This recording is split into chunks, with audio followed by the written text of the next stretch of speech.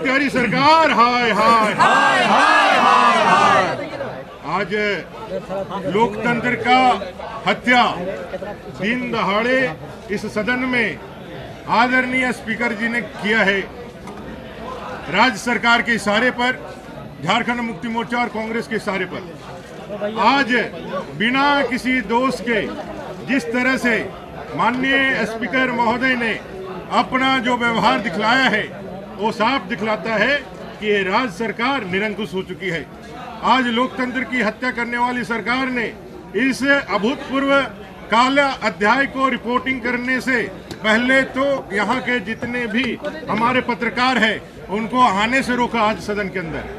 वहीं दूसरी ओर उन्होंने बड़े ही अमर्यादित तरीके से, बड़े ही तेज में हमारे तमाम विपक्ष के साथियों को सीधे सुदीप सोनू जी के कहने पर, सरकार के कहने पर सस्पेंड कर दिया। उनका व्यवहार ऐसा था कि भाई कोई सिपाह सलार अगर मैदान में गया है और उनके आका ने कहा है और आका के कहने पर यदि उसने काम नहीं कर पाया तो जो झुंझलाहट दिखती है एक सिपाह सलार की, वैसे ही उनकी झुंझलाहट देख रही थी। और उन्होंने संविधान की मर्यादाओं को भंग करते हुए एक साथ पूरे देश के इतिहास में किसी विधानसभा के अंदर पूरे विपक्ष को सस्पेंड करने का, लोकतंत्र की हत्या करने का इससे दूसरा उदाहरण नहीं मिल सकता है।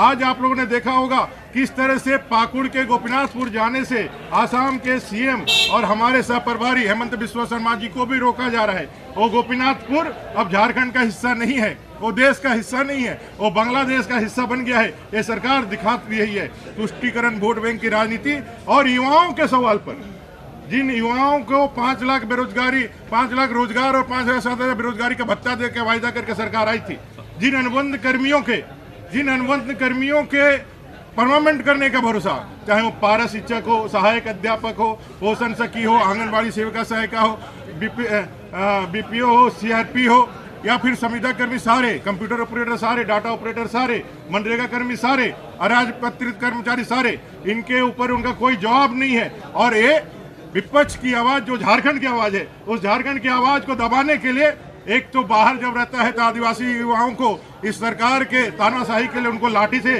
गोलियों से दबाया जाता है, और सदन के अंदर विधायकों को, चुने हुए विधायकों की आवाज को दबाने के लिए अपना विशेषाधिकार का नंगा नाच करते हुए स्पीकर ने जो काम किया है, संविधान के द्वारा यह दिया गया ताकत जो हमसे छीना है, लोकतंत्र के इतिहास में, संविधान के इतिहास में यह एक काला अध्याय है। इमरजेंसी लगाने वाली कांग्रेस आज फिर से कांग्रेस जेएमएम ने मिलकर के एक काला अध्याय लिखा है जिसको जनता कभी नहीं माफ करेगी। कौन सा नियम है, कौन सा नियम है? उन्होंने पूछा कि हम लोग से किस तरह से कल हमारे विधायकों को, हम सबको बिजली काट दिया गया, एसी काट दिया गया, हमें निषेध कर दिया गया शौचालय जाने से, हमें बाहर निकलने से रोक दिया गया, किस तरह से हमको उठा करके बेल में, यहाँ बेल से बाहर निकाल के लॉबी में रखा गया, लॉबी में भी रुके, 2 बजे रात को उठा करके यहाँ बाहर फेंक दिया गया। किस लिए भैया?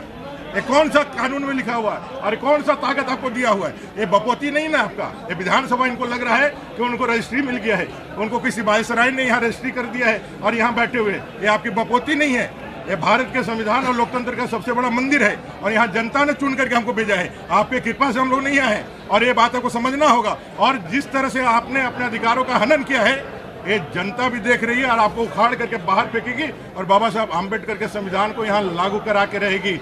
हम लोगों ने 1975 के इमरजेंसी को भी लड़ करके हटाया था और इस अत्याचारी सरकार के इमरजेंसी को भी लड़ के हटाया। आगे हम लोग मैदान में हैं, जनता के बीच है। हमारे सारे माननीय विधायकों को कल तक के लिए निलंबित कर दिया गया है, सदन की कार्रवाई से बाहर कर दिया गया है। ये सारे लोग डरे हुए हैं, ये सारे लोग बौखलाए हुए हैं, सारे लोग तमतमाए हुए हैं। स्पीकर खड़ा होकर के ऐसे हाथ दिखा करके चैलेंज कर रहे हैं, ऐसे हाथ दिखा के चैलेंज कर रहे हैं। कभी लगा ही नहीं कि स्पीकर के पद में। यहाँ माननीय उच्च न्यायालय ने एक निर्देश दिया कि बांग्लादेशी घुसपैठियों का पहचान करो, बांग्लादेशी घुसपैठियों को पहचान करके उनको रेखांकित करके उनको बाहर निकालो। और ये स्पीकर जो खुद अथॉरिटी है, आज जिसके ताकत से हो हम लोग के ऊपर कलम चलाएं, वो खुद अथॉरिटी है, वो न्यायाधिकरण के खुद सभापति है, वो खुद बाहर क्या स्टेटमेंट देते हैं बांग्लादेशी घुसपैठ जैसा कोई मामला ही नहीं है। एक न्यायाधिकरण दूसरे न्यायाधिकरण को चैलेंज करता है और संविधान की बातें करते हैं, संवैधानिक परंपरा और विषयों की बात करते हैं। आप पूरी तरह से बायस्ड है, आप पूरी तरह से एक कार्यकर्ता के रूप में। ऐसा कोई भी स्पीकर हम लोगों ने नहीं देखा है जो पार्टी का झंडा लेकर के और अबीर लेकर के इस मंचों पे जाए और अपने लोगों का कोई उदाहरण है आप लोगों के पास? विधानसभा हम लोग चुनाव विधानसभा प्रचार कितने स्पीकर रहे, चाहे सीपी सिंह जी रहे, राम नंदारी जी रहे हो या दिनेश उरांव जी रहे हो, किसी स्पीकर ने ऐसा व्यवहार किया है क्या? इन्होंने मर्यादाएं तार तार की है, इन्होंने लोकतंत्र और परंपराओं का हत्या किया है और हम लोगों को नैतिकता और हम लोगों का आचार सिखा रहे हैं। खुद वो गिल्टी है, वो खुद इसके कल्प्रिट है और जनता इसका जवाब देगी। एक डार्क इमरजेंसी चल रही है, हिडन इमरजेंसी चल रही है, उनको अपने गिरवा में झांकना चाहिए कि आज उन्होंने जो नंगा नाच किया उस नंगा नाच को जनता के बीच नहीं जाए, इसलिए पत्रकार सबको भी दर्शक दीर्घा में, पत्रकार दीर्घा में आने की अनुमति नहीं दी।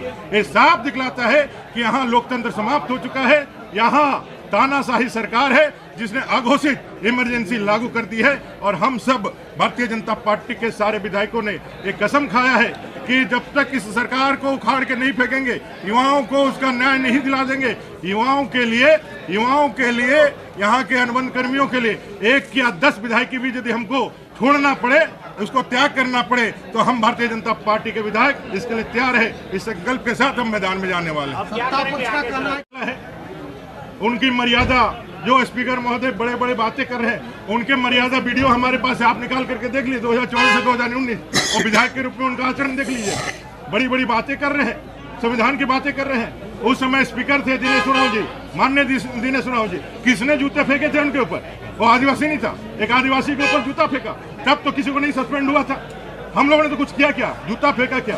गाली गलौज किया क्या? हमने कहीं स्प्रे मारा क्या? हम तो सिर्फ और सिर्फ बैठ करके इस सरकार का ध्यान उस ओर आकृष्ट करना चाहते थे जिन वायदों को करके ये सरकार सत्ता में आई थी, लेकिन इन्होंने सबको ठगा है, इनकी झूठ पकड़ी गई है, इनका नकाब उतर गया है, इसलिए अपनी तानाशाही को यहाँ स्टेब्लिश करना चाहते हैं। लेकिन इनकी उम्र अब 2 महीने से ज्यादा नहीं है। नई सरकार आएगी और इस पाखंडी झूठी सरकार को उखाड़ के बाहर